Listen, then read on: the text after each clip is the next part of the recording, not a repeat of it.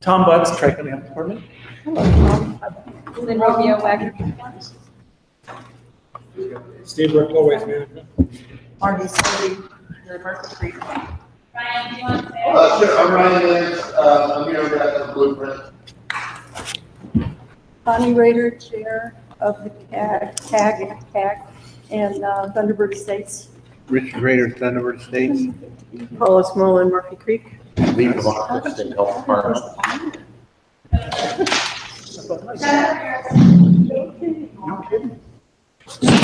Yeah, I'm not going to. And we're, we have been coordinating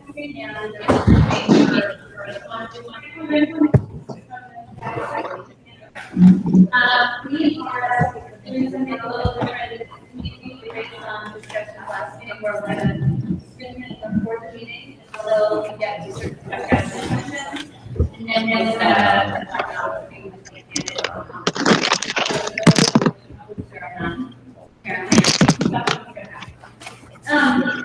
so just a couple things about this agenda and tonight.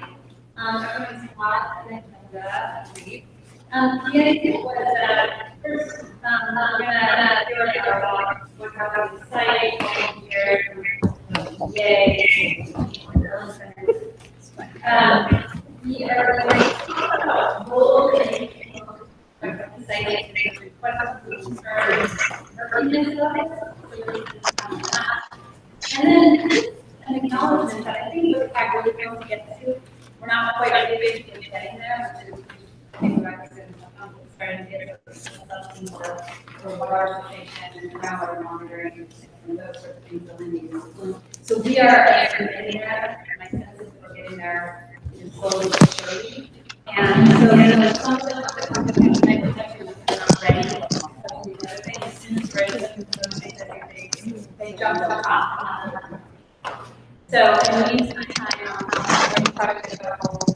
And there's a couple of topics on that one that came up last time meeting, one that came up in the interview weeks. The question is very tricky, and it's historical what is boiled down in relation to the CAG. And then also the question of soil from that site that has been structured that neighborhood people have had concerns, questions about whether it's whether it's originally in the Larvick area and upstairs. So that and with those some back and forth investigations and correspondence, we're just going to touch on that tonight. And lastly, we left some time towards the end to do the discussion, and I think that's the time where I put on the parking lot.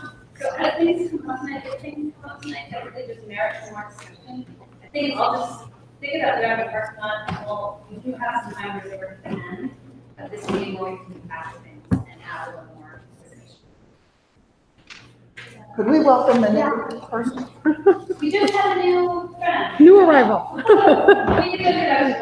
This is what I mean. I worked in here last year. You're welcome at the table. Okay, all right. Thank you. I'm sorry to interrupt, but it is at the table are members of the community advisory group supports the website, and members of the gay,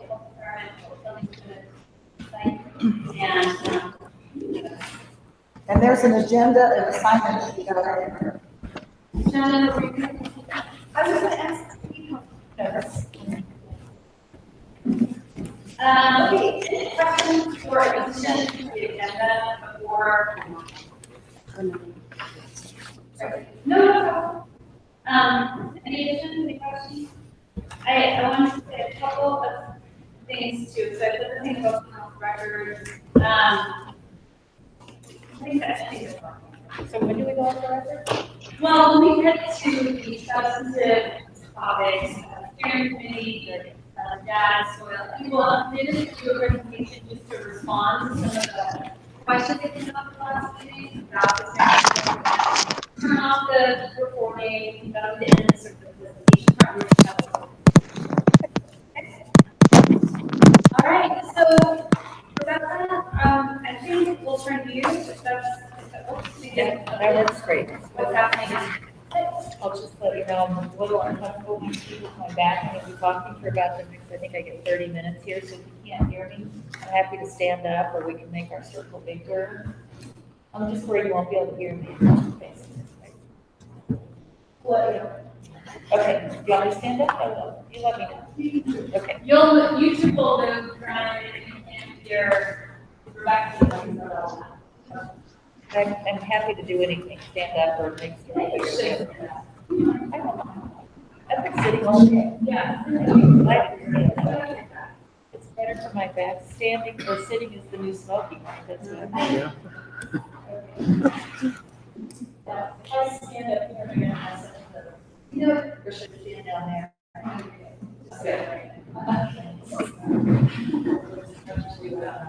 Okay, so, I'm gonna start out tonight where I do this, that's on schedule. And last thing, I think I've done is schedule, and it's gonna be approved so far to me. Not prepared tonight, the schedule, and it's not for that trying. I'll lay it, yeah. It's submitted at least 3 different versions that I have seen of a basket schedule. It's 4 11 by 17 sheets with print so tiny nobody can read it, and type exercise. Trying to figure out what comes first, what's the all the different. The 3 different versions, closer on a final version. There's a lot of discussion among our team, like their team,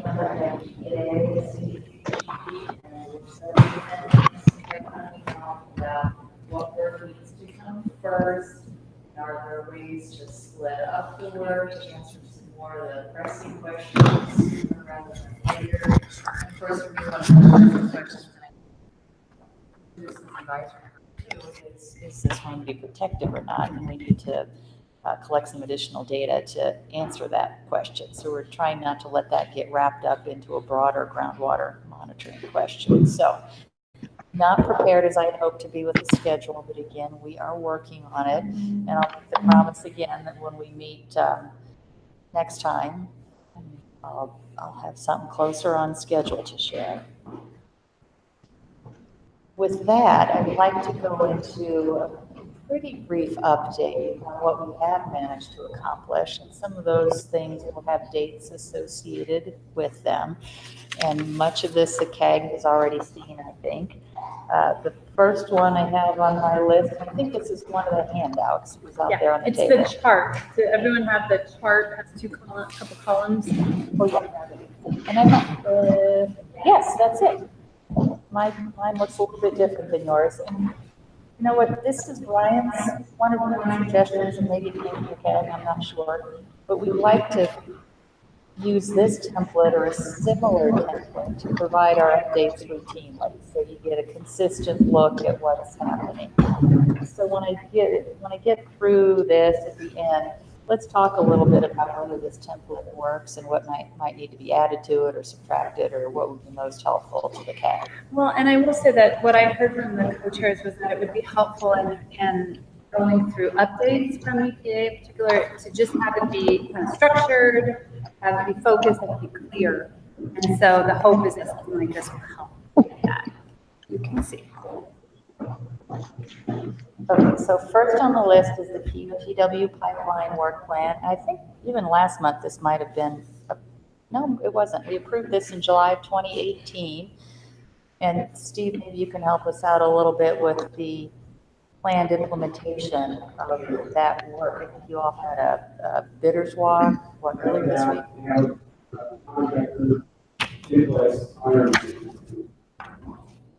First time you all see the first thing I can do. First time I see this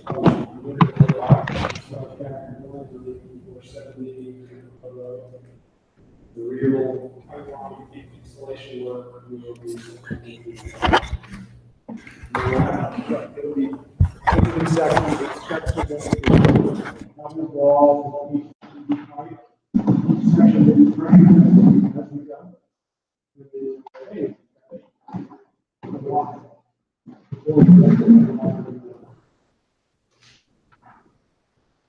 So we should be making final decision late for early December.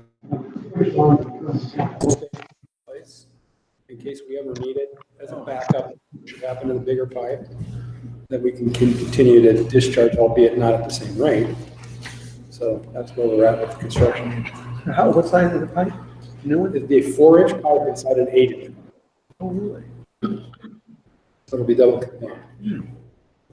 And is that the only reason to have one inside the other is just for containment purposes? Correct. And the old pipe is PVC, which is brittle and breaks. Ours hasn't, we've pressure tested it. But the new one is, they got a HDPE, which is much more resilient.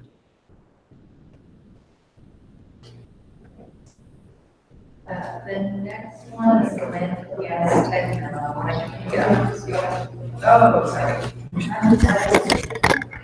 The next one is the landfill gas tech memo, and that was also approved by the agencies in July of 2018. And you might have to help me out a little bit with the context, but as I understand it, there were some changes in the inflation values for certain factors, and so the tech memo was modified, but as I understand, it doesn't really have much of an impact on the project itself. Can you add to that, or is there I anything can't to actually add? add anything to that. You know more about it than I do, but. Okay, good. Excellent. Okay, the next one, this is quite new, is the review of the updated statistical analysis procedures used to make groundwater compliance decisions. And I had to read that off a piece of paper because it was so long. But this was a memo that Deanna Crumling out of our headquarters office put together in an attempt to respond to comments from the 2015 clean letter, which has been reiterated by the Citizens Advisory Group. And I know you all just got that last Friday on July 20th.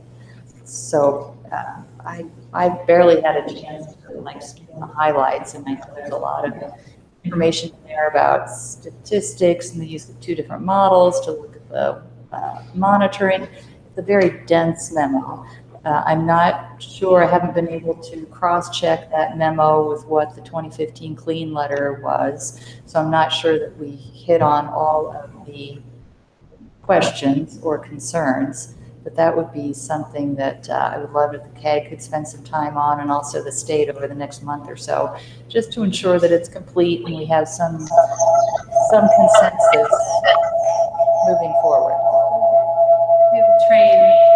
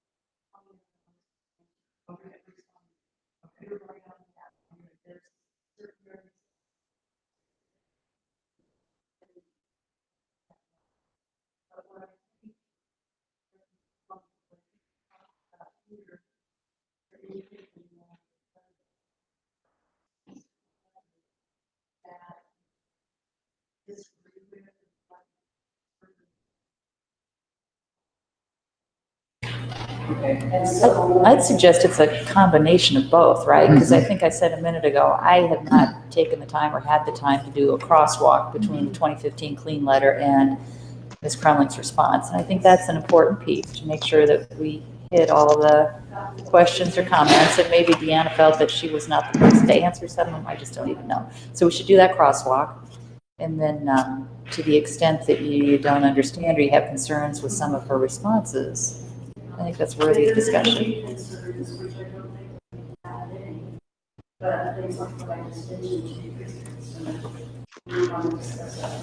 Okay. And I guess the other issue is we want to make sure that these contractors are aware, these comments, the CAG's comments, and the CAG's comments. And so we will be sure to go through and make sure that all of our comments are addressed. And I'll let you know before the next meeting. Okay, that sounds good. And to the extent that we anticipate a discussion at the next meeting, that would be good for me to know at least a few days ahead of time so we can make sure that we have the proper people here. That's what I'm thinking. Today, we talk about the paragraph, the issue, and I think that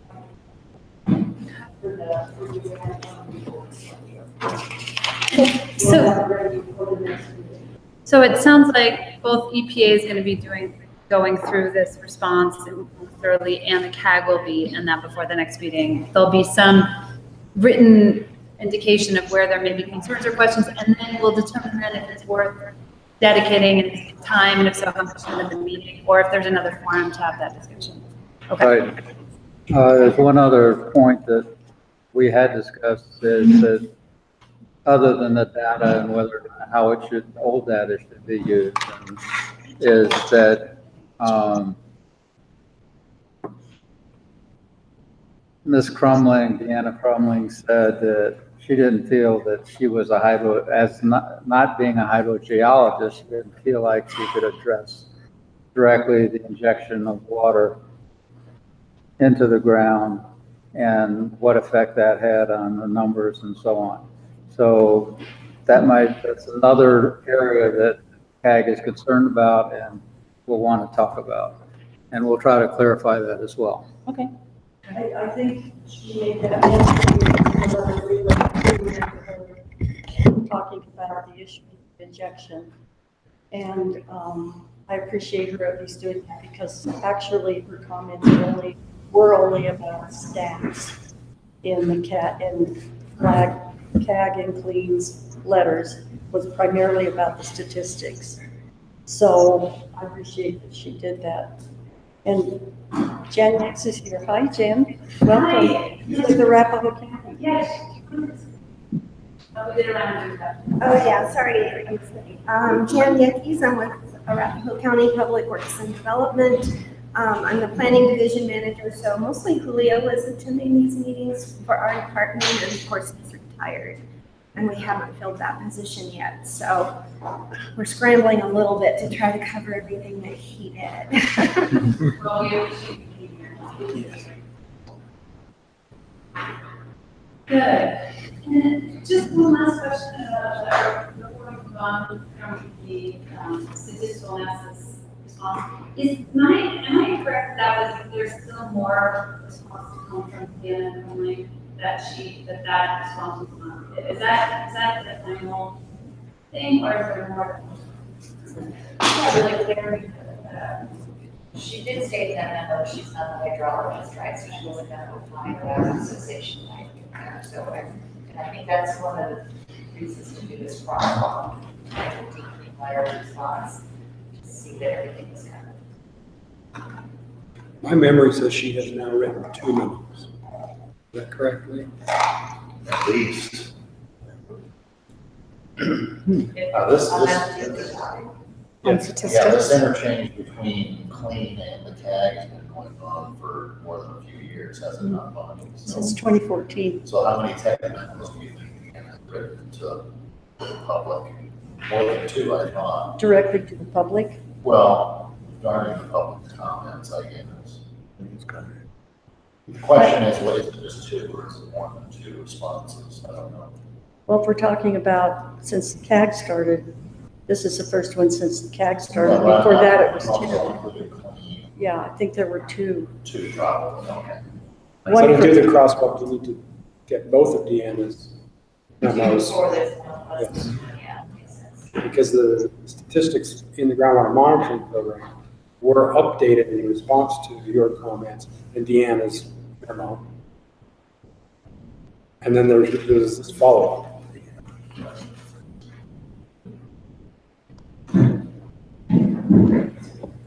Yeah, thanks for that. Thank you.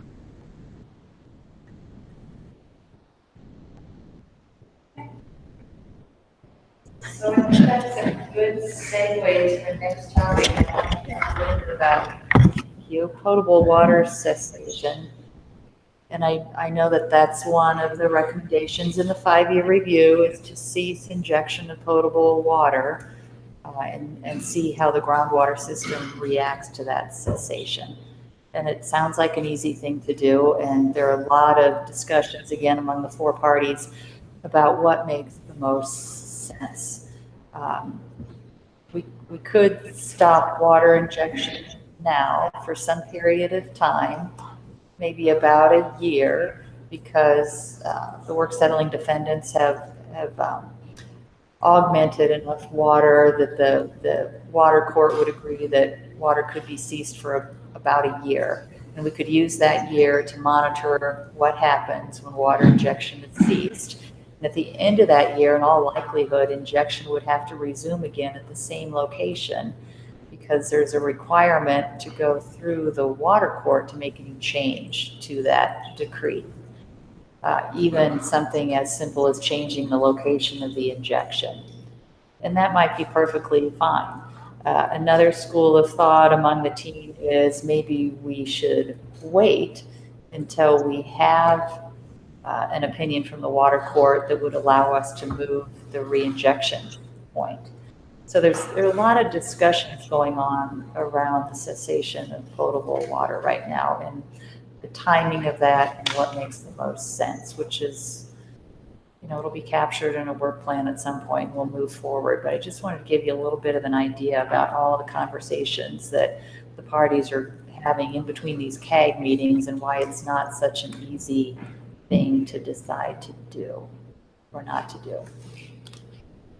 Curiosity. Yes. If we had to start at the end of the year, pardon my ignorance, but why would it have to start again at the same location? That's not an ignorant question. Not an ignorant question. We've asked the same question, and we had our Attorneys checked with the people that are most familiar with water law, and this water court decree is very specific about the point of reinjection and also the volume, which is 5%. And so until we got in front of the water court and wanted to change the point of reinjection, you just can't do it, which is a little frustrating, but that's just the way it is. Why not during that year period, get together with the water court and see if you can change the location? You'd have a year to do that. We could get it stopped for a year and see what happens. Get here and see what happens instead of waiting longer. Years, if you don't mind, it's just on a consensus process. You have to submit an application to the water court. Yeah. Which we have done to increase the amount of extraction.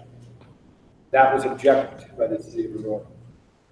We will be modifying that submittal tomorrow to not only change the rate at which you can inject and extract, but the location.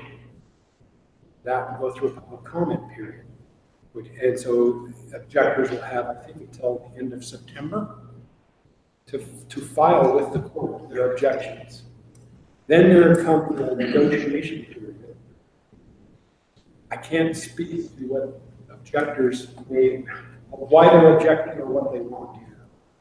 That process can be resolved quickly, maybe not. Typically in that area, anything that's done with the water courts, objectors are City of Aurora, East Cherry Creek Water. Those around. With it, and if you cannot come to some sort of a agreed upon approach, then the court's gonna have to decide. And it's in the hands of a third party, like anything in the court, you have no idea what to decide.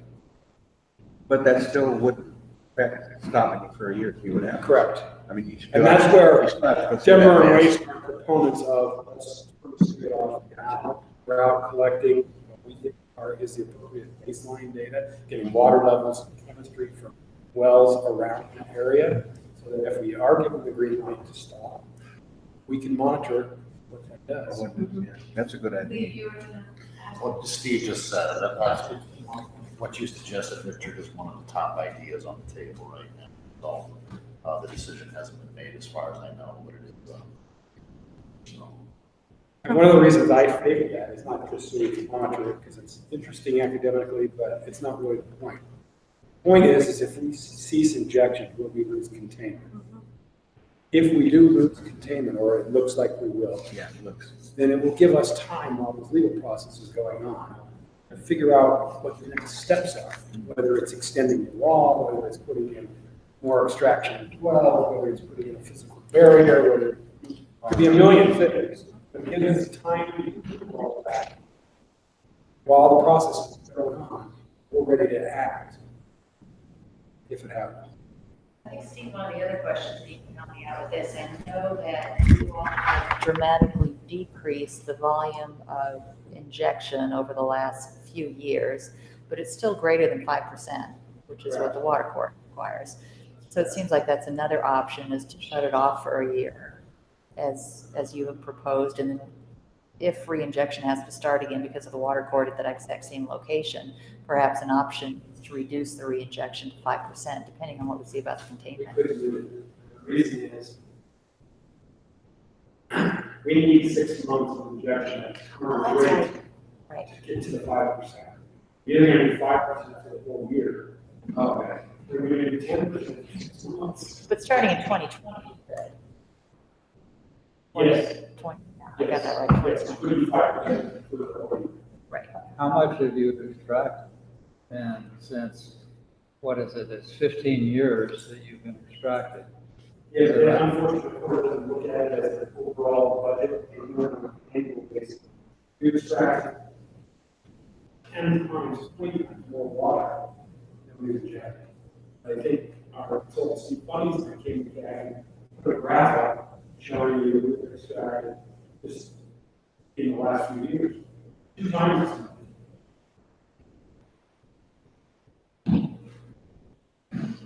Yeah, Marky. Why did Aurora object? And were they the only ones to? They were the only ones to object, and we don't know why. Trying to get a meeting scheduled with them, and it's going to be mid-August. They have to get their water attorneys in there. It's in the whole business. I come to the way in here. One of the ways that we review these applications by objecting, so that is a mechanism to see what's paid. Okay. So primary reason when those go through, for what is very concerned about what's going to that site. But they also give geohydrologists understand somewhat, that there's angst about options. And so they want to look at it. So the reason is they want to talk to them about it. Which is why. Right, so I think we'll be meeting with Aurora Water second and third week of August. I have 2 questions. The first question is, why does the water court tell you where to inject? And I'm asking this because, for instance, our water is adjudicated, and so we can put the well or the septic system or leach field, any place within these boundaries. I don't understand why. I don't understand why it was done that way either. It was long before my time, but the decree entered by the court says, I'm gonna get the words not exactly correct, but it says near the injection trench, because when that was originally done, which was probably in the 70s, they had the injection trench there. And so it was very specific. There was no thought ever that we would be in 2018 and have to come up with some other plan. It was 84. 84, yeah. So my second question is, when it goes out for comment, where will that be listed? Where would we? It's not gonna go to public comment. It's Oh. just a process that Oh, I she's thought laid you out. said People have, would. there can be objectors. Okay.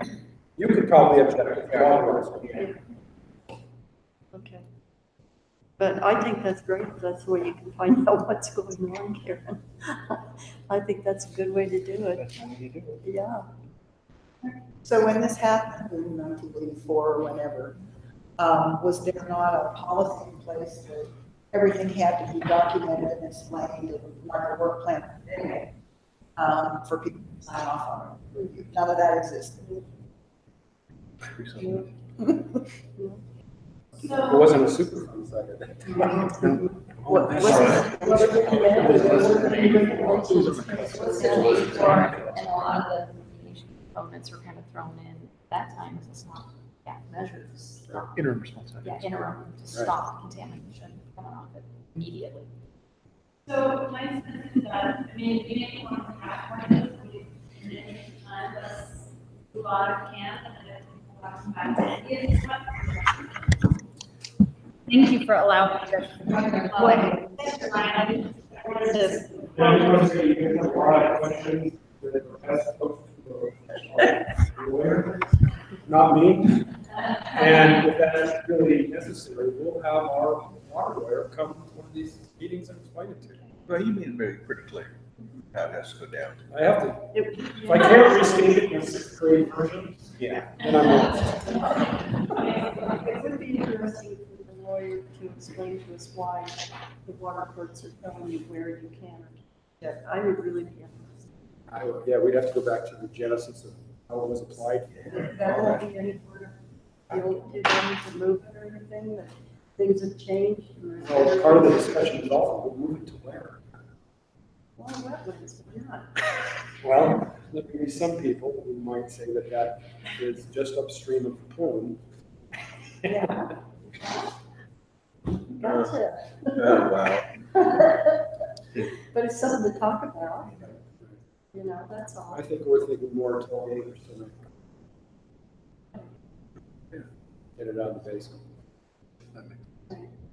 See, these are things we should be talking about that we're interested in. This is good. This is a good discussion. So I was going to ask about that, kind of do a little check-in. I find the discussion very valuable. But I wanted to make sure that you all weren't frustrated that we don't have proposal to offer or work plan to discuss. As to the actual work plan, I would like to see the work plan, and I don't think seeing the work plan and talking about it here at this meeting is any different than what we're doing. I mean, we're throwing ideas around and we're letting each other know where we're at and why. I don't see any reason why we can't share our applications with water, but they are. Oh, good. That answers the question. When your turns get through, right? Maybe. Well, one of them's already been submitted and objection period has ended, and with only our objection. That's going to be modified, so we'll reopen the objection period. Okay. So you're considering that. Yeah, we can do that. Yeah. So just so we can get done with this, if you're ready to move on, I just would like to say that at the last meeting, it was mentioned that the work plan regarding the cessation, you know, that you've received it and everything, and that you're going to try and give it to us by the CAG, to the CAG, or give us an update. So is there a reason we haven't been able to see the work plan yet? Is it because you're still working things out? Or what? Yeah. Okay. Okay. Kind of the same reason we're talking about. Okay. Okay.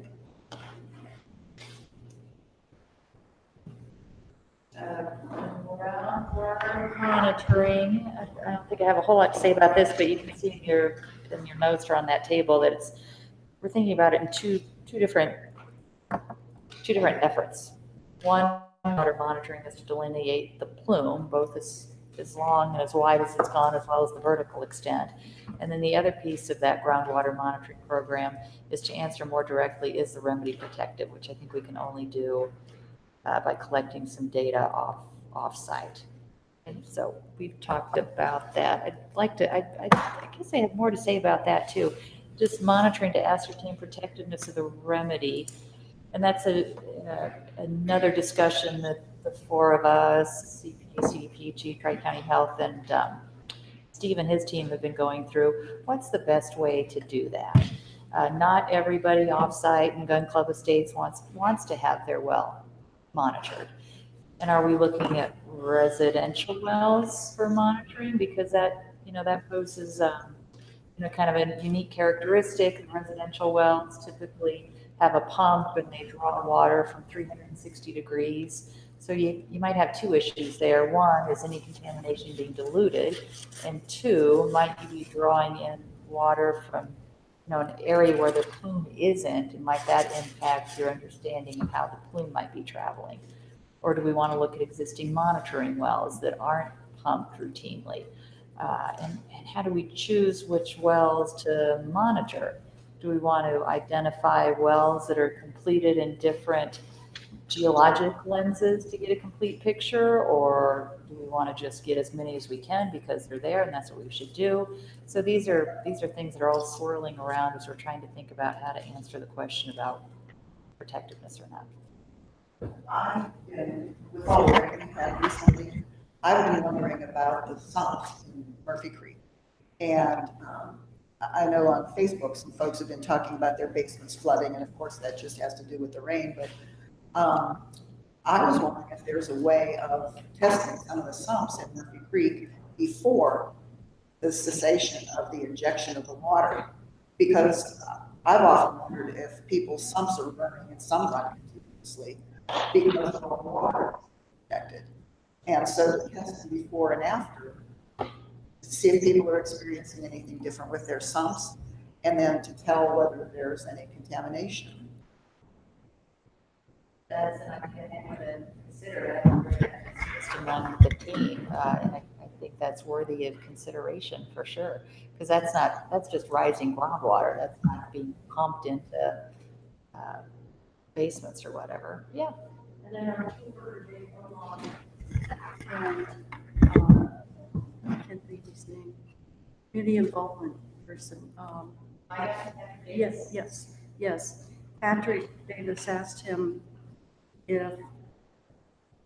Dave, I wish he were here, I mentioned it at the last meeting too, that he asked Dave, has the city of Denver proposed putting in any barrier between the city's Murphy Creek and Plume, and Dave told Patrick no, that they said they were only going to put commercial down there, and so we didn't do anything further.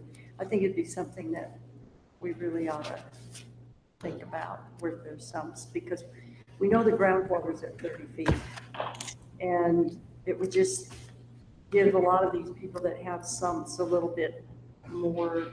I mean, I don't understand Murphy Creek's groundwater, to be honest with you, because the sumps over there are so strange.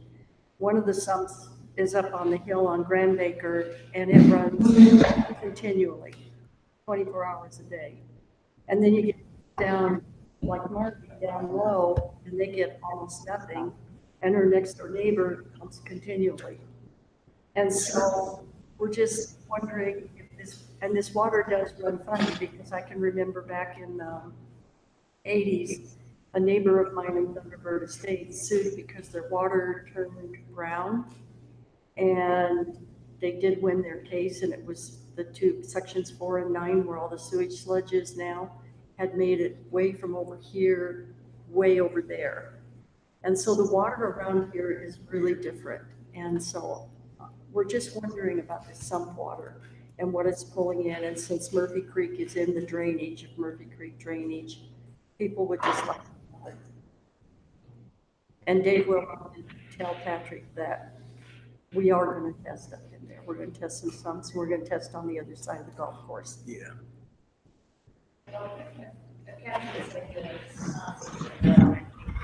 As the four parties get together and think about what that monitoring program needs to look like, to answer the question about whether the remedy is protective or not, we can certainly consider sumps and see if that's a reasonable part of a monitoring plan for sure.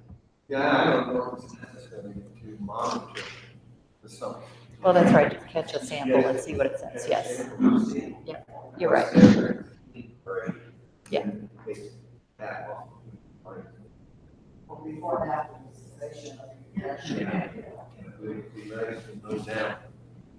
Yeah, and thanks for calling on me on that. I misused the word monitoring, so appreciate that. I'm sloppy. When they're in this discussion, and I'm kind of a broken record on this, but I probably will be. Since the start of pumping water into the ground, it's at 1,000 feet per year. Then it's gone 3 miles, which is basically Mississippi Avenue. And that's where you're finding that you don't have much left anymore as far as the amount of 1,4 dioxide, which is your indicator right now. But that same water that polluted everything has pushed other groundwater further ahead, and all contaminants have gone easily to Sand Creek by now. And so the area between Mississippi and Sand Creek, by those calculations, can very well be contaminated. So is this delineation of the plume going to try to identify that question? I don't know exactly how to answer that question right now. I think my answer is I don't know. One of the goals, or the goal of CERCLA, is to ensure protection of human health and the environment. So the investigation that we do is based on the potential for a risk. So if the concentrations are so low that they don't pose a risk, we wouldn't proceed with further investigation. Taking into consideration that they're so low because you pumped in over 100 million gallons of water, and that 100 million gallons has now reached Mississippi.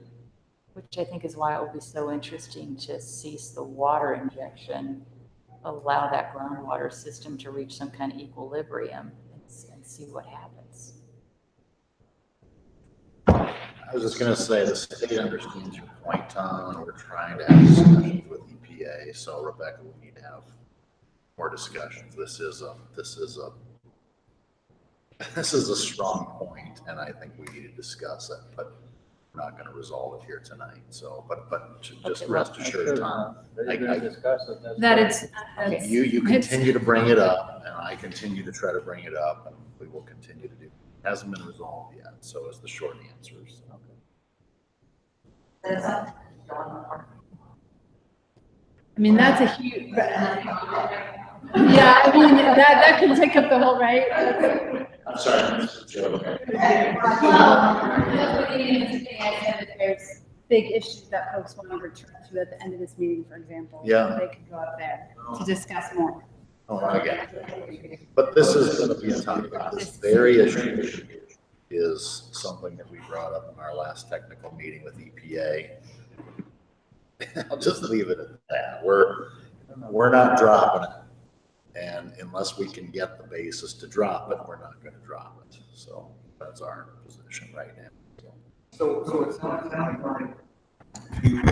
for EPA to find out if it's protective, if it's contaminated or it's so low that it's protective to human health, you still have to test it, right? Yes. Okay, that means you're gonna run down and test a couple of wells and see if it's protected or not. maybe that's the question. That's the point that Tom's making. It may not be It may not be contiguous. contiguous, right? And there's a real basis for that. And so in this case, there's an exception to that continuity, so. Perhaps, yes. Okay, now I understand the question too, okay. We'll continue to fight about that. Yeah. It's on the, they're alive and well. It's alive and well. Yes. Okay, the next and final thing that I wanted to mention in terms of an update, I'm sorry I'm taking so long, Ryan. No, it's because we're allowing this time for discussion, which I think we're borrowing from the end time. And I think that, That sounds like that's what discussion time at the end, so this is perfect, okay. So the last thing I wanted to bring up is this conceptual site model that we're working on. And I mentioned conceptual site model at the last CAG meeting. That's really just our nomenclature to talk about how groundwater is moving through this system. And we've got a couple of things underway. One is the 3-dimensional visualization tool, and we have a synoptic sampling plan to support that visualization tool. That plan has been approved, and Steve and his team are out collecting the data to support this visualization. Third and fourth quarter of this year, right? I think that all that data should be collected by the end of this year so that we can complete that tool. So that's complemented by this groundwater model, which is something that the Steve and his team are working on. So I think these two pieces will both go to support and complement each other and support development of the conceptual site model. So the modeling is another piece of work that we're proceeding on. And we'll see a little bit later when we go through the org chart, just how many contractors and consultants are looking at this. So it's important work. There's a lot of discussion going on. There's some discussion about potential data gaps associated with this modeling effort. So it's not a done deal yet, but it's important work. We appreciate the work settling defendants doing it, and I think it'll help in the long run, this conceptual site model. So controlling, not controlling, I don't know what the word would be, but who is doing 3D modeling? Managing 3D modeling. That's managed generally by the EPA. Okay. And then we have contractors, temporary visualization tool. At some point, could we have a report on how well that is working? Because I know for a while they were having a problem with it. And at some point, I'd like to hear from the techies how well that 3D modeling is doing, and maybe explain to the rest of the group how it works and why we want to use it. Unless you think differently, I might suggest on topic, since Sure. The WSDs are just collecting the data now, and the tool will be, the visualization will be much more interesting once the data is in to support it. Yeah, that would be good. Yeah. Because most of us have no idea what they got through processes.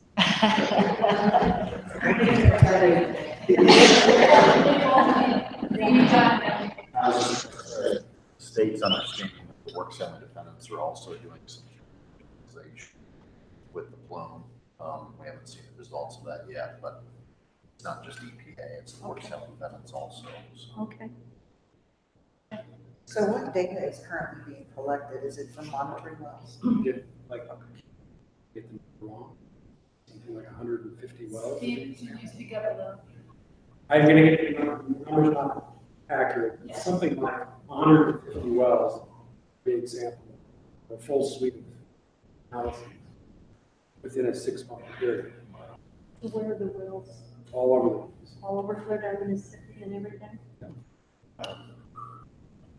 There are locations that EPA and PG approved us. Okay. Just so you know, it isn't so much the state, selecting them, but the state at least understands what the universe of existing wells are. We proposed a bunch of wells, but literally what happens is EPA's contractor doing 3D visualization puts the point in there and puts a hypothetical value in, and it could be something below performance standards, at performance standards, or above performance standards, just to give an example. And if those hypothetical data change the way the plume looks, then they want to sample that well. If it doesn't have any effect on what the plume looks like, or it looks like it's going to have minimal effect, then it gets pushed to the side. So honestly, that process of doing that evaluation, that's not something the state is involved in or can even see. Just trust that EPA's contractors are doing that. So, but that's how it's done. So that's not looking for any contamination at this point, it's just delineating. No, it's contamination. The point is, it really optimizes the wells. If a well is moved, for example, because it doesn't matter what, it's kind of hard to even imagine that scenario, but it doesn't really matter what the result is. What that means is there's enough data there already from the existing network that's going to be sampled, where that's really not going to add any new information. But it is water quality. It's about water quality. It's about trying to delineate the plume in 3 dimensions using this 3D visualization analysis approach. So, but I do think it is, given that EPA has been working on this for over 3 years, it's time for at least an intro to the public to show them what this is, because it's everything from geology to water quality, which they can put in there. So I think that's going to be very interesting. yes, To learn about, see how it uses and how the data comes out, what decisions you make from it, whether or not it works well. That's going to be very interesting, I think. and I just have one other point. You bet. There's been a lot of confusing terms here. Yeah, synoptic. What we're really trying to get at is something more like synchronous at the same time, or almost the same time, as opposed to synoptic, which is something that's often used to try to figure out surface water, groundwater interactions, where you're sampling downstream as the water moves down. But for whatever reason, we've settled on synoptic, but it's a bit of a misnomer. So it really is trying to get a snapshot or a synchronous picture. And that's what Steve's talking about, 150 inch wells. So.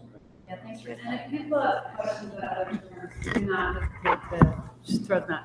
Okay, so my sense is that we're just letting this go because, and borrowing to the end, because these are kind of folks want to discuss, but if it's okay to move us along, I think the other thing that Rebecca was going to lead off, but I think others are going to contribute to, is this question of roles, and I think we can do this probably fairly quickly, but who's playing what role in science? And you all should all have a handout. It looks like what Rebecca's org chart. So I think this is, I mean, you can go through this really quickly, but then if people have questions, I think please ask questions and then we'll move along. Do you want to start off? I do. Okay. So I've mentioned already a few times tonight that the team that we are and have formed among EPA, CDPHE, Tri-County Health, and the work settling defendants. And I really do view it as a team, although each member of that team has a very distinct role. EPA has certain regulatory authorities. We're the lead agency for the Lowry Superfund site. It's not always that way. Some Superfund sites, the state might be the lead agency. In the case of Lowry, EPA is the lead agency, and the state is our partner and supporting agency. Tri-County Health also has a very important role at the site, and it's a little bit broader than EPA and CDPHE's role associated with the Superfund site, right? We're all about the Superfund site, protecting human health and the environment. Tri-County Health Department is going to have a little bit broader look because they're charged with ensuring public health, not just protection of human health and the environment, right? So they're looking at public health for the jurisdiction that they cover. They want to ensure that the Lowry Superfund site, the work that Lee and I are doing, that they understand what impact that might have to their broader jurisdiction. And of course, the health department, Tri-County Health Department, is also a subsidiary to the state. So there's a certain connection between the state and the county as well.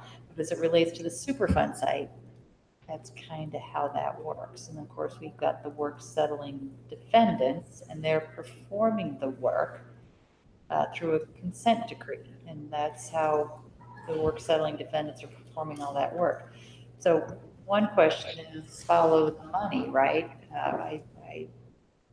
My sense is from various comments that there's a perception of bias perhaps because the work settling defendants are providing money to or funds to Tri-County Health to support their independent regulatory role. Well, the work settling defendants are also providing money and lots of it to EPA. And EPA takes some of the money that we get from the work settling defendants and we provide that to the state. So the state's also being supported and funded by the work settling defendants. So I guess what I'm trying to say there is it's important to recognize that we're all tied in this together, but we each have independent regulatory authorities. And it's not at all unusual for the agencies at any level, whether it's the county, the state, or the feds, to get supported by in a financial way, to get supported by the regulated community. It's kind of like paying a fee to get a permit. The fee that you pay to get the permit helps support the agency or government that helps ensure that the permit is complied with. Okay. We know where the money comes from. Okay, good. And the money is not the issue. It's the actions of the agency. And for instance, one of our complaints lately has been that our main complaint lately has been that Tri-County Health, working with the WSDs, has insisted on keeping up on a website and in Tri-County Health sends information that there's nobody being impacted by this water because nobody's drinking it. However, I don't know of any studies you've done to back this information up. And when we asked that this be taken down, it didn't happen for a long time. So this is our issue. It's not the money, it's actions, and we have a few more. I won't go into them now because it sounds like we don't want trouble. But these issues that we talked about because we're very concerned about them. So this is my suggestion because what I think it goes also to the question about the steering committee, right?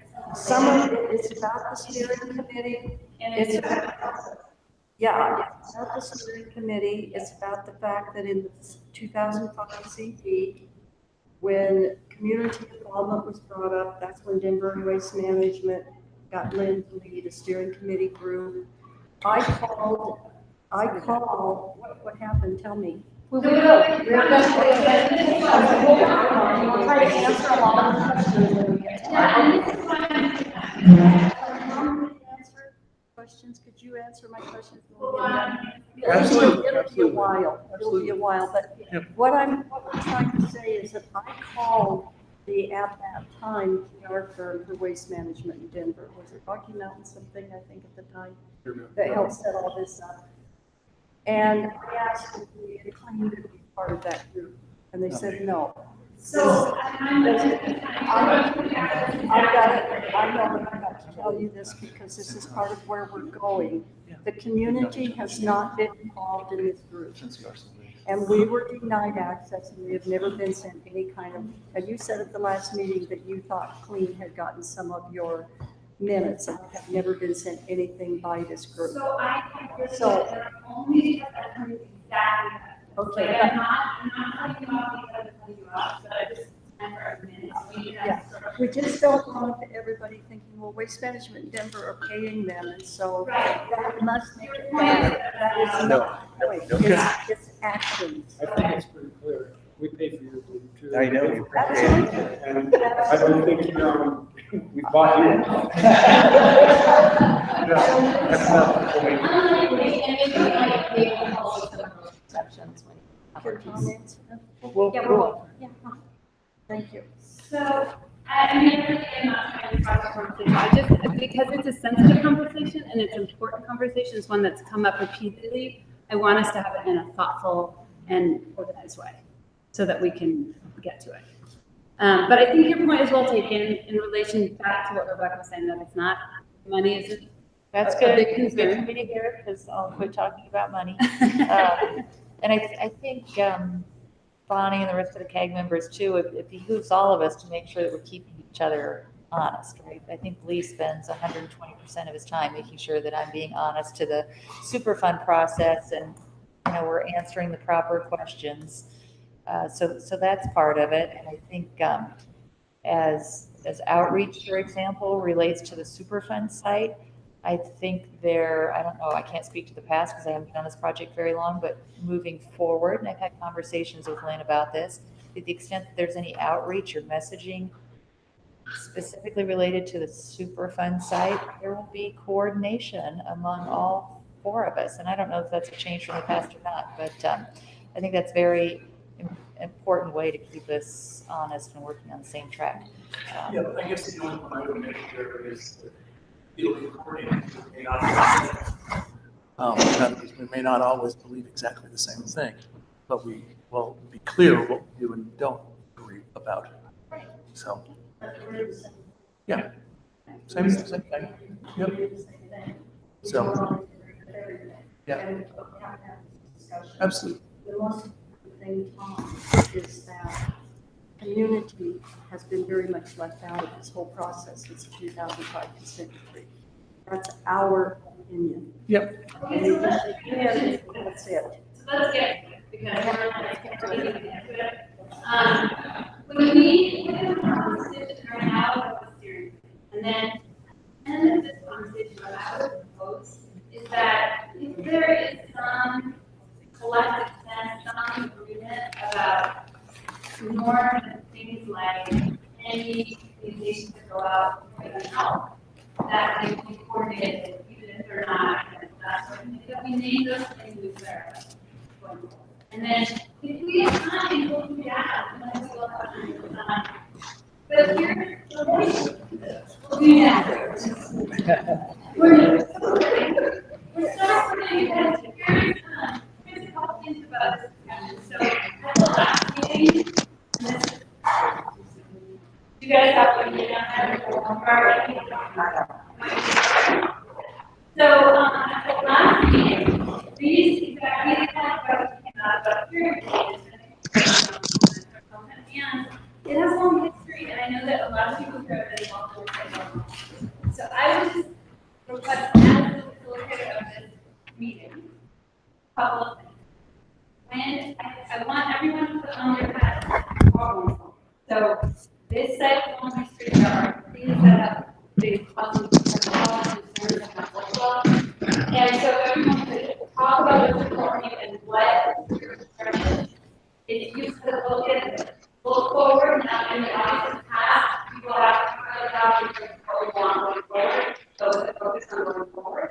And likewise, you know that there's personal issues, but let's really track the non because it's a structural thing. It's actually a real thing. So, anyway.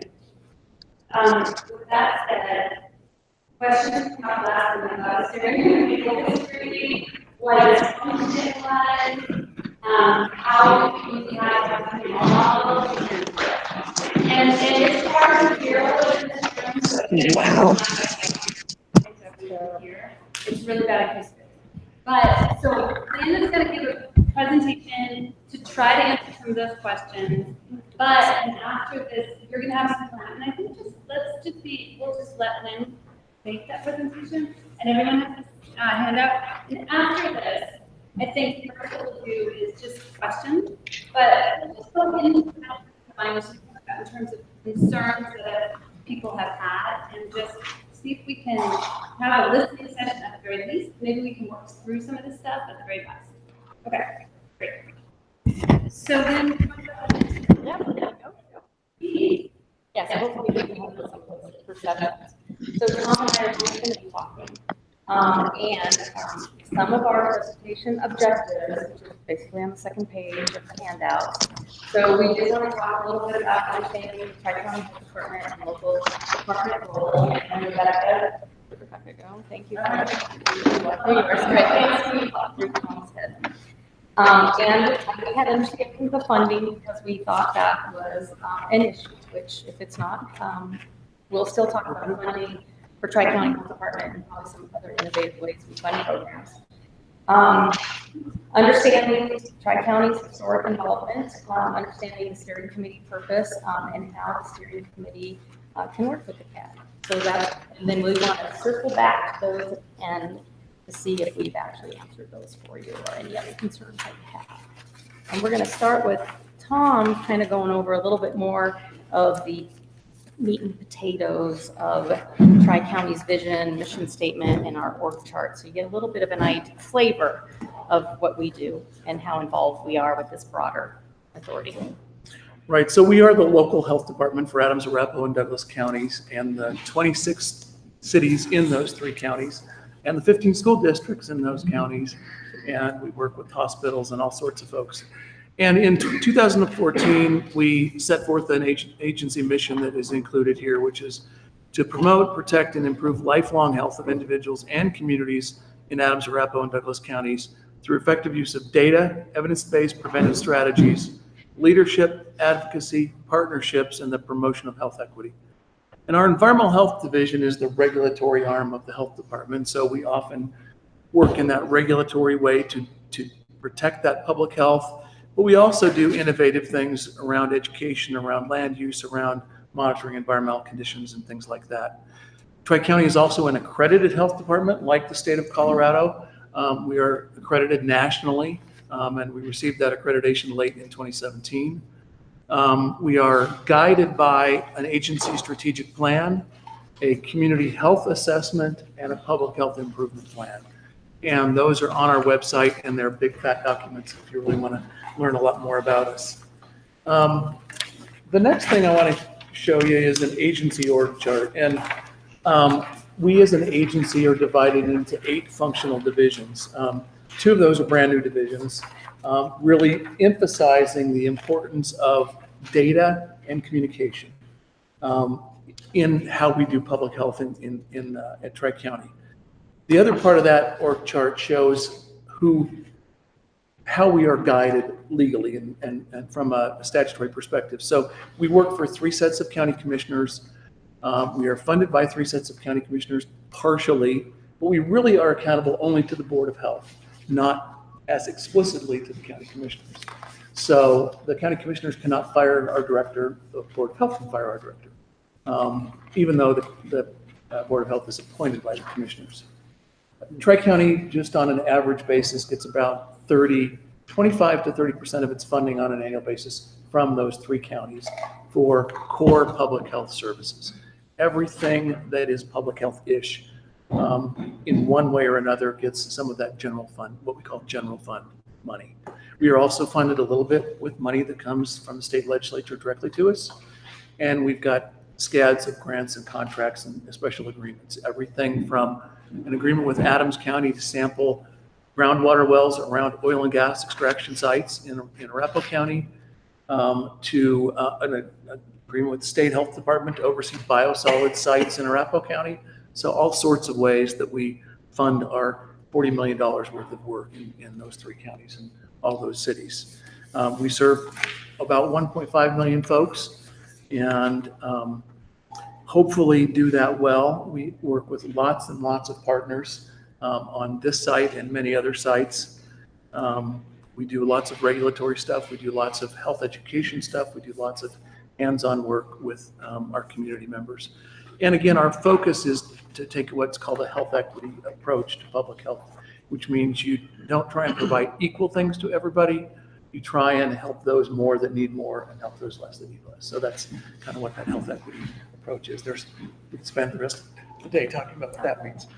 But we've also got about 430 employees, and we cover 3,000 square miles of the Front Range out to the edge of Arapahoe and Adams counties. We do a lot of our work in environmental health is around food protection, wastewater management, water quality, swimming pools and body art, and things like that. Our environmental health division is the next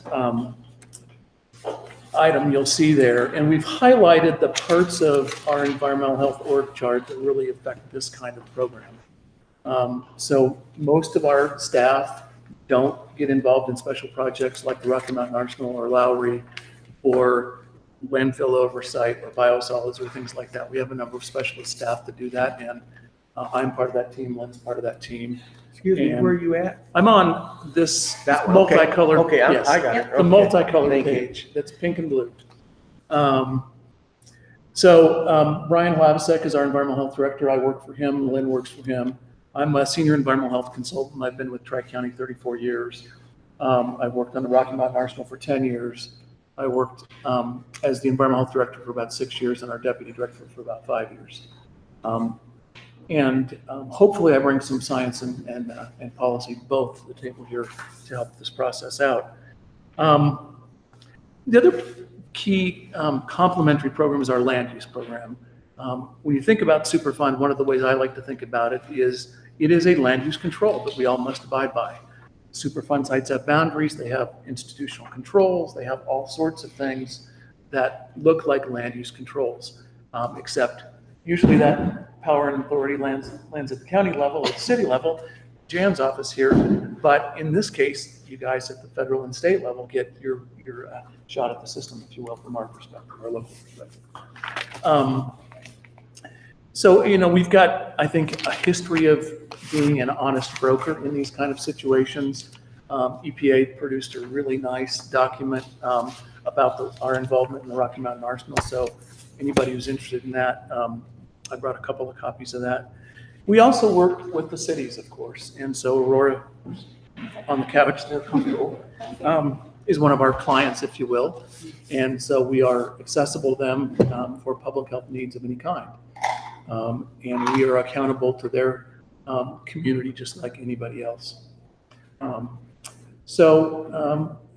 again, our programs are, some of them are regulatory driven and some of them are more broad-based public health or population health driven these days.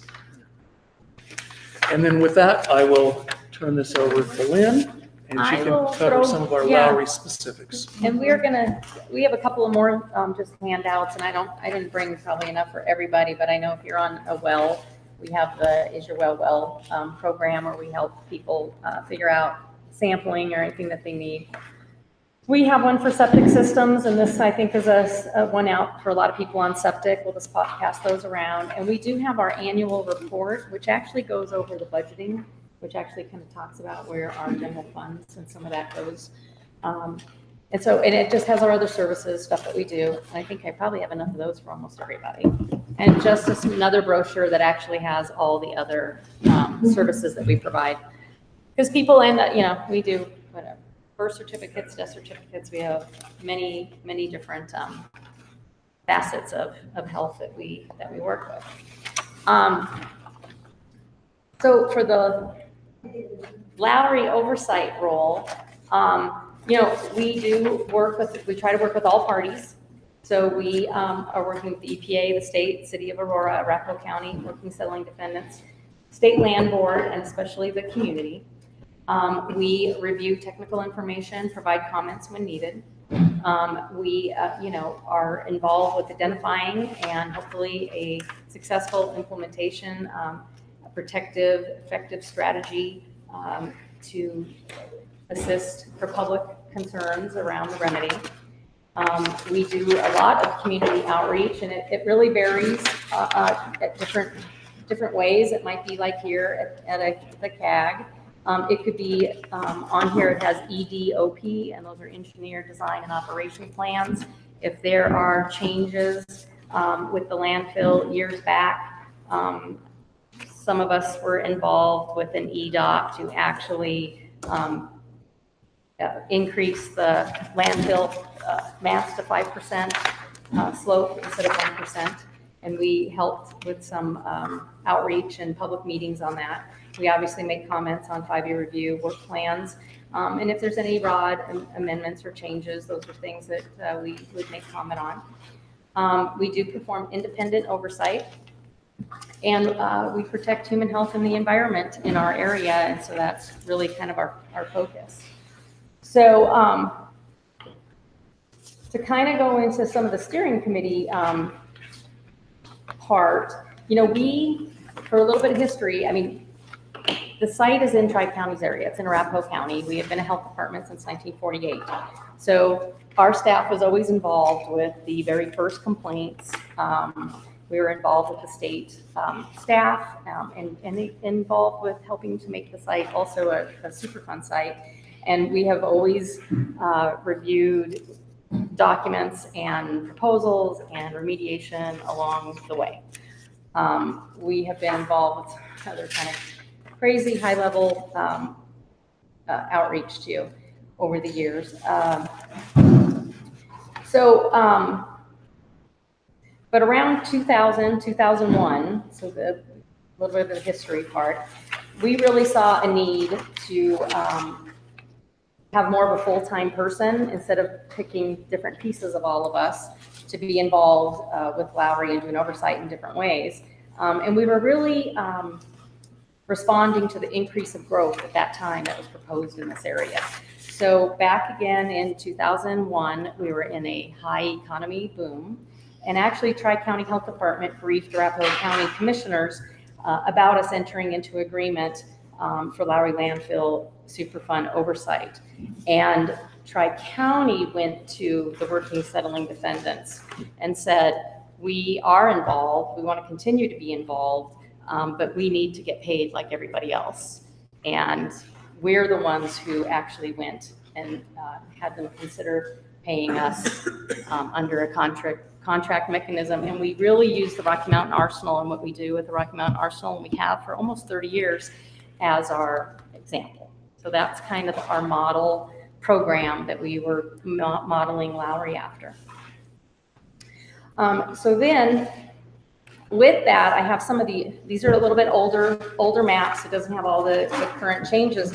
But again, back in 2001, your next slide is actually like the Arapahoe County service area. So one thing that is, unique about Lowry, it's kind of sandwiched between the city and the county. And then we actually have the range, or the former Lowry Bombing and Gunnery Range to the east, which is, at that time, again, was a explosive growth area.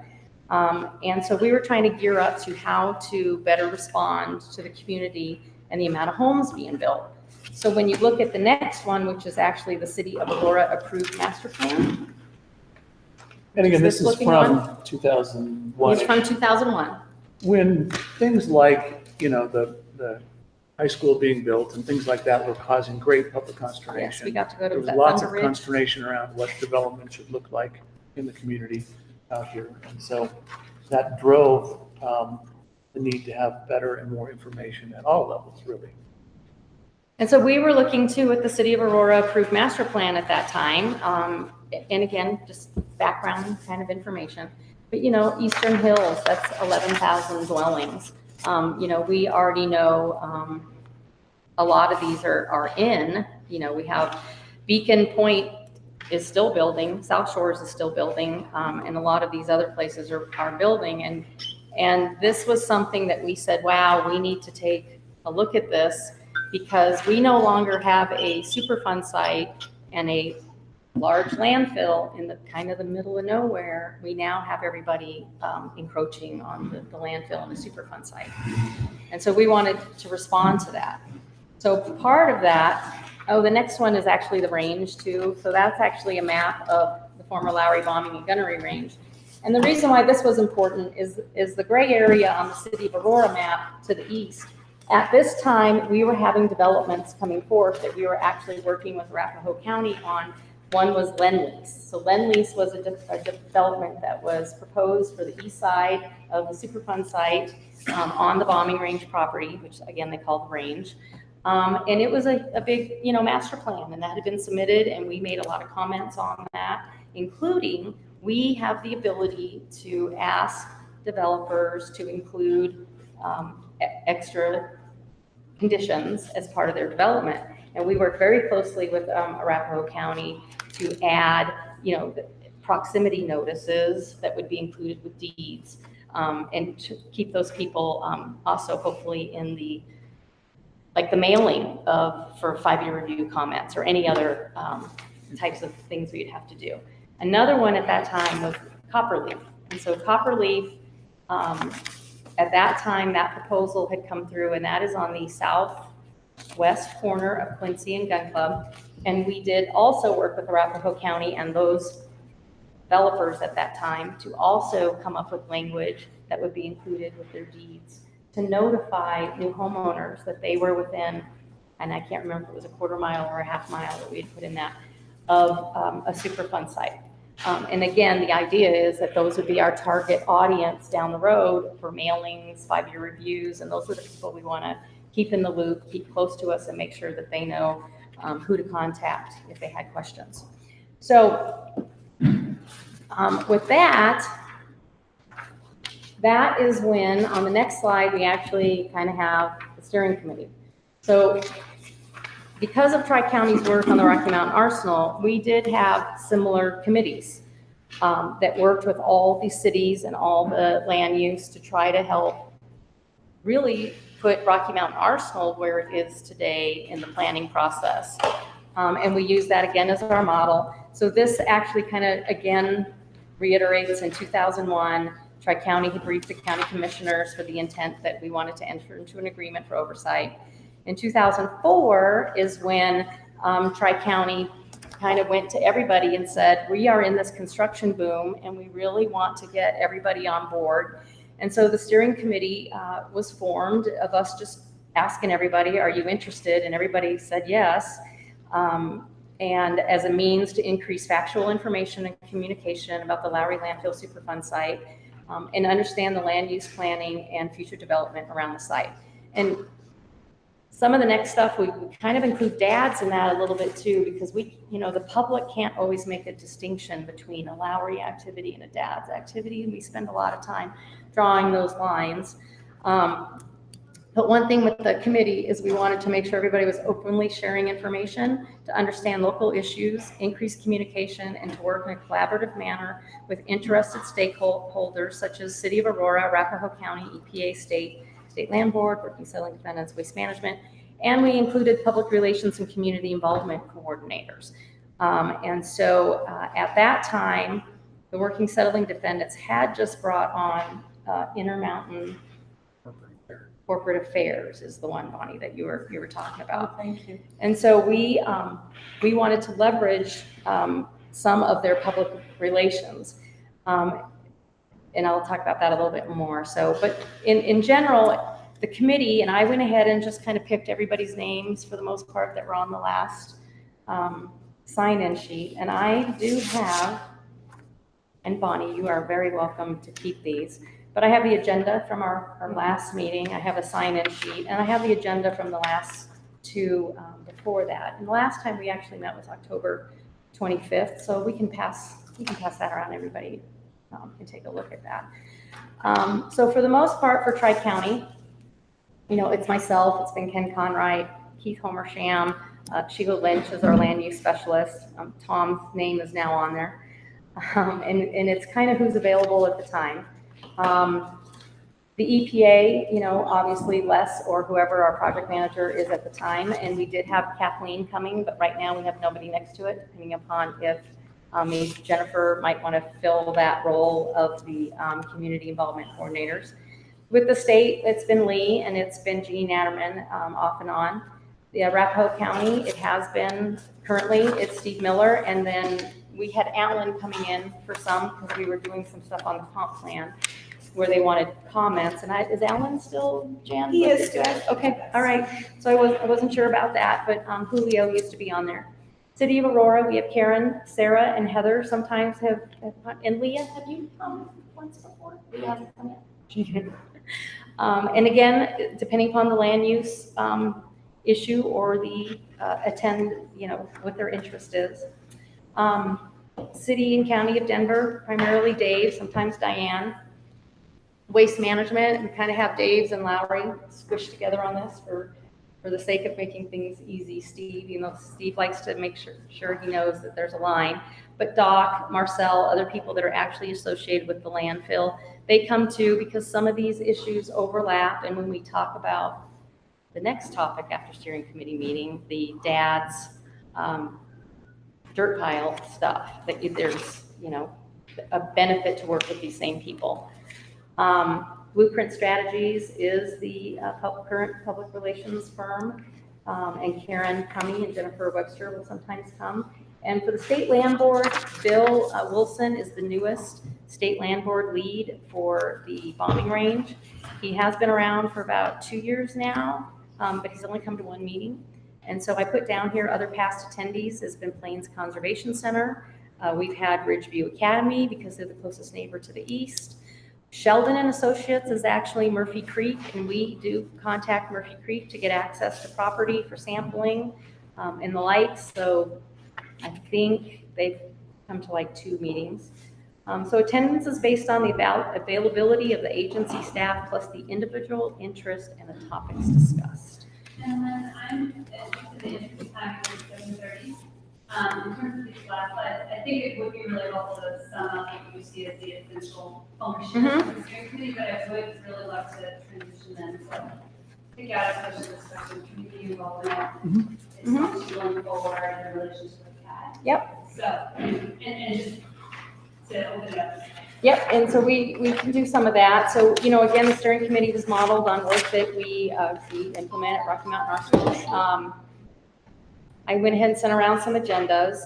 And in the beginning, the group, you know, again, this is 2001. And so one thing when we start talking about the website, which is important because in 2001, most of us did not have a lot of website capabilities. Tri-County had a web page, but we did not have control of it, nor did we have our own pages for our own programs, and we were very limited on what we could put on that. And it's kind of true of the agencies too, and you know, Jeannie has been working so hard to get everything up and available on the state's website that you can see we still struggle with these things today, especially with the size of our documents. So with the Rocky Mountain Arsenal, Tri-County actually asked their public relations people at one point, again, because nobody had the capabilities to start a website, and they did. And so we took the steering committee as an opportunity to ask the working settling defendants if they could have a place where we could house information that we were building. And again, the focus was, as we were trying to build information, community information, background documents, and we needed a place to put them. And so they actually graciously said that they would. So that was kind of the life of the Lowry landfillinfo.com page. And then at first we were meeting monthly because we were actually working on, and one of your handouts, one of the next ones, actually kind of shows just an example, a snippet of, you know, we have everybody's logos on the top, but, you know, Lee was there, the EPA was there, we were there, and Tri-County's old logo is on here. But the state, Tri-County, EPA, Waste Management in Denver actually put together all these community outreach, and it's really history. It's stuff that doesn't really change. And we worked on these together and we posted them on here. So we would have a place anticipating the large volume of homes that we thought were going to be built before the economy crashed in 2008. So we were gearing up to have materials available for people when they moved into the area and they started asking questions. Now, since then, we have a page, which is not the most kind of sexy thing here, and that's the last slide on here. And we're actually redoing our website now, but we actually link to the EPA and everything and the 5-year reviews. And so, and at the time, between the EPA and the state, we all said that nothing on this is controversial, and everybody agreed with it. And so there really wasn't a problem with putting it on a page and leveraging what the working settling defendants said they could bring to the table to help us. And then actually in the past couple of years, we have had requests, again, for the semi-annual reports that are so darn large that the state, you know, has struggled with getting those up and operational too till last month. I think we actually, the steering committee kind of asked them to get those loaded a couple of years ago, and I don't know when, I don't know if you know or know, but I think it's only been about 2 years worth of status reports that have been loaded, but at least it's somewhere people could go, because we couldn't do that. I didn't have permission to do that. So Well, and I just.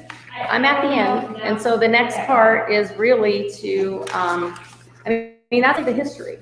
Well, I think the other thing I would sum it up to say is that, the committee developed its own purpose statement and goals and objectives, and we kind of They're skipped in over here that. too. So Yeah, we skipped over. I think if we were to start a discussion, that might be a good place to start around, is this a functional entity? Should it be a functional entity? Its purpose was to assure information was out there in the community and available. And information today, we get it probably 10 ways instead of one way, like it was at the time.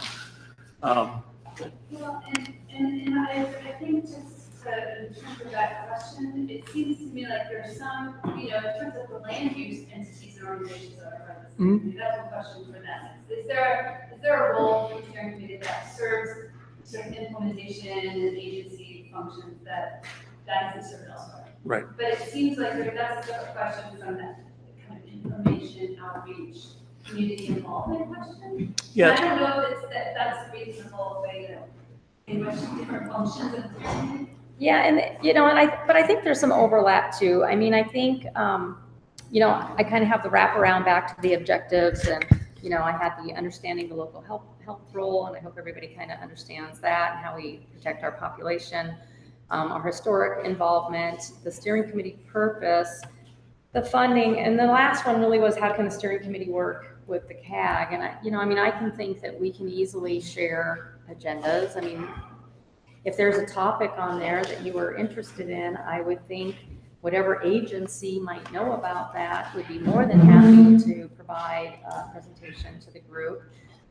It might be that your agenda would have a spot for local updates. I mean, because like right offhand, topics I can think of over the last year we talked about were Arapahoe County needed the EPA to approve an upstream well being relocated because of the expansion of Quincy. And so maybe you would like, information on that. And there, Steve's usually here. I don't want to talk for Steve, but Karen's here. But if there's a topic that one of the entities is working on, I would think they'd be more than happy to share. So Well, we want to get to the are we able to questions. ask questions now? We've got questions, so let's Yeah, get to it. so go ahead, and as we ask questions, one thing that I'm gonna try to track is the different issues, right? So one issue seems to be the information that's coming out of, that the goal of providing out information, community involvement and outreach. Another seems, and how does that information get developed? How does it get changed? Does it get taken down? Another is the role and function of the steering committee and our community members involved. Anyway, as you raise your questions, it'd be helpful to tease out what the issue is and then what's the concern. So, yeah. Who is what? Throughout your whole presentation, you're presenting to the community. So when we talk, so you're saying in terms of outreach? Who has Tri-County's been, definition of community. who is Tri-County's definition of community? When you talk about protection, when you talk about. When you talk Yeah, about, so when I think of community, I think of anyone who lives, works, drives, visits this area that how is has the steering potentially. committee reached out to the community? Well, And who is that community? Right, so certainly information on the LowryLandfillinfo.org is one place that stuff lands. But certainly EPA has their own site, state has their own site. But in other words, it's not really a community meeting. That is the entities usually talking about business that we tend to do on a daily basis. So it might be Arapahoe County coming and telling us they would like comment on their comprehensive plan to make sure that we are getting information on Lowry. Did you have something to share? Jumped in. Yeah, do you have something to say, I'm Wes? not sure what the question is. I'm gonna raise my hand for 1 second, 2 reasons. One, to tell the recording that we're going on. Okay. Secondly, here's the thing. We don't have that much time. We Yeah, can ask a here we lot go of again. questions, but Yeah. but let's talk about concerns. Here we go again. We don't have enough Yeah, we time. wanted the time This to is do our, this. we wanted some And now we time don't have to it. do this. Okay, so we have the rest of this meeting, but my point is, instead of asking theoretical, like hypothetical questions, let's talk about the concern behind the question. No, I think we have questions that we want to ask the way we want to ask them. I think you ought to let us do it. Because. Don't school us. Because we are the people, no, yeah. So no insult intended, but we know how